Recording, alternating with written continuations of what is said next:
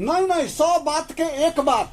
आई के जे अखन युग जे चलि रहल छै, ओहिमे 24 घंटा में 16 घंटा काज करऽ लेल तैयार छी या करै छी। 14 घंटा तक काज करै छी, लेकिन पेट नहीं भरैया, शौख नहीं पूरा होइया, यानी किछु ने किछु कननी लागले रहैया, कखनो मोन खुशी नहीं रहैया। की कारण छै?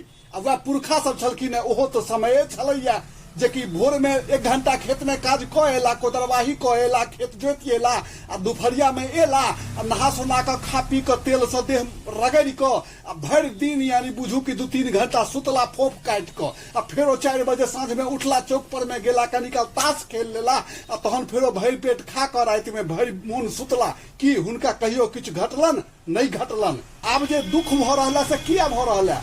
बस सबके कारण छै एकैटा शौक।